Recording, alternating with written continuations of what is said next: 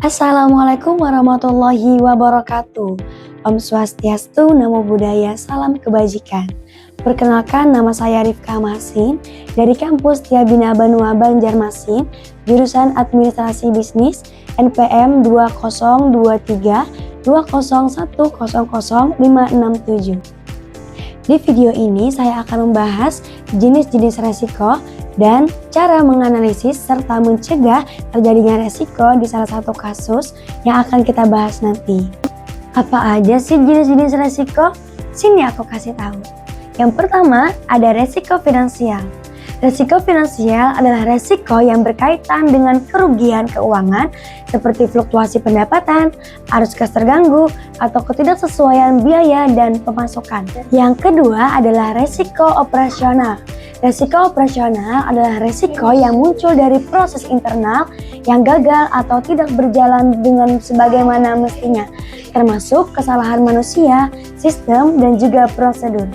Yang ketiga ada resiko reputasi.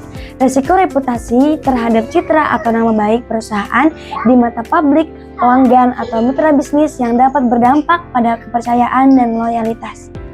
Yang keempat adalah resiko lingkungan. Resiko lingkungan adalah resiko yang berhubungan dengan dampak aktivitas perusahaan terhadap lingkungan fisik seperti limbah, polusi, atau bencana alam. Yang kelima ada resiko keamanan.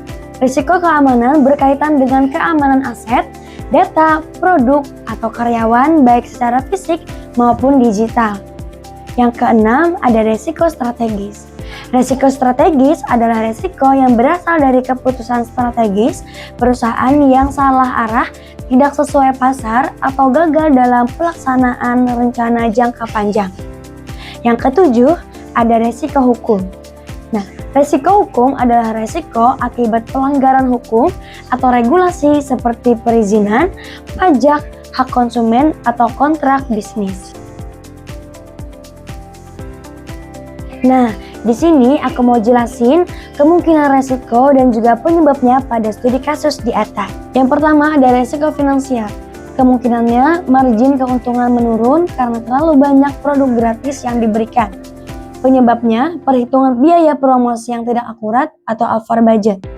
Yang kedua, ada resiko operasional. Kemungkinannya distribusi bonus tidak sesuai atau bonus tidak terkirim atau salah hitung. Penyebabnya kesalahan pencatatan, kekurangan stok, atau sistem logistik yang tidak siap. Yang ketiga, ada resiko reputasi. Kemungkinannya konsumen kecewa karena tidak menerima bonus sesuai janji. Penyebabnya promosi tidak jelas, keterlambatan pengiriman, atau stok habis. Yang keempat ada resiko strategis. Kemungkinan program tidak meningkatkan penjualan secara signifikan dan justru membebani perusahaan. Penyebabnya target pasar tidak tertarik atau promosi tidak sesuai dengan tren pasar.